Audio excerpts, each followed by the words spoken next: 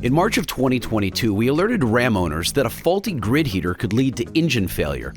And owners who chose not to take precautions were playing a game of Russian roulette. In the past few years, we've found failed grid heaters all over the US and Canada, with many resulting in total engine failure. And these are just the ones that we at Banks are aware of.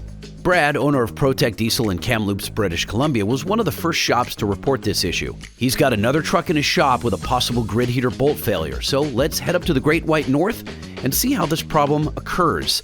Brad will explain how to diagnose the issue and how to prevent it using a Banks Monster Ram. A year ago, we did a couple of videos with the Banks Monster Ram showing the grid heater failure and talking about how it's more common of a failure than a lot of people would like to admit. We're a very reputable shop in a very small town. We have 100,000 people in the surrounding area. Personally, in our shop, we have seen 6 failures, and phone calls that I have had on people on the phone. I've probably talked about another 8 or 10 more in surrounding areas at other shops, people calling us, thanking us for the video. We have Reese Ferguson's truck here. It is a 2017 Ram 3500. He came in with a grid heater failure code and a number 6 cylinder injector code. Now, when he phoned me on the phone, he said, "Hey Brad, I'm driving down the road.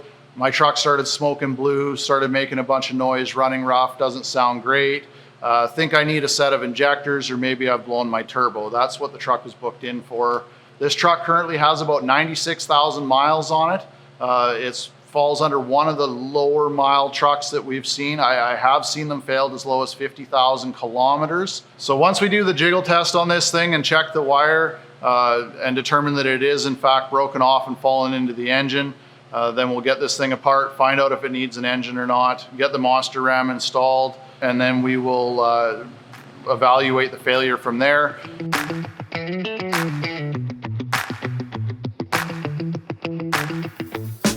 People don't believe unless they see. I'm about to do the jiggle test that we were talking about a second ago, and look at that. It's definitely broken at the bottom or melted off.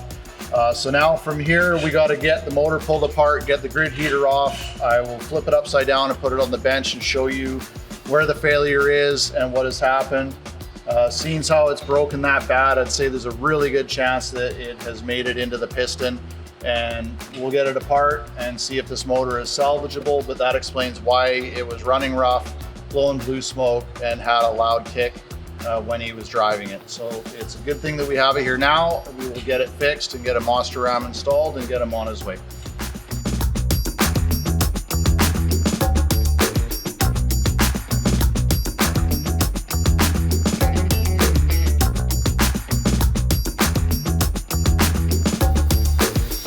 Here we are. Here's the grid heater out of Reese's truck. As you can see right here, it's melted right through the terminal. On this side, here's the insulator. It's gone, completely melted. Unfortunately for Reese, the rest of this is down in the back cylinder. We'll have to remove the cylinder head at this time, get a look in there, see how much cylinder damage there is to determine whether or not we have to replace the engine or not. So we'll just keep going with this teardown, and I'll be back here with some more footage of the damage, and then we'll go from there.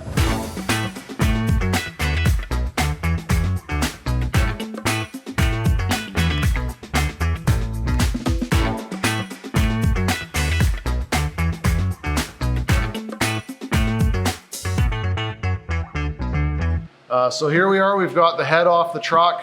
We've got some images of the back cylinder. As we suspected, all the remnants of the bolt head has made it all the way back to cylinder 6. It's bounced around in the cylinder quite a bit and put a bunch of puncture marks in the top of the piston.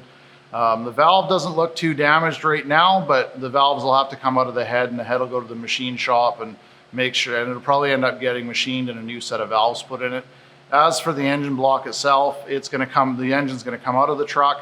It's gonna go to the machine shop. We'll get the piston out, get a good look at it, and we'll machine the engine and put some pistons in it and rebuild it and put it back in the truck.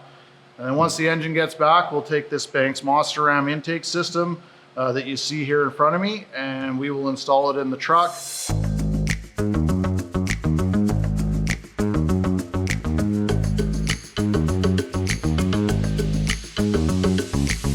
But we got the pistons now, so the engine's all machined. So we finally got this thing back together. We got the Banks Monster Ram installed. We didn't go with the powder coat. We decided we would change it up and go with the aluminum setup on this one.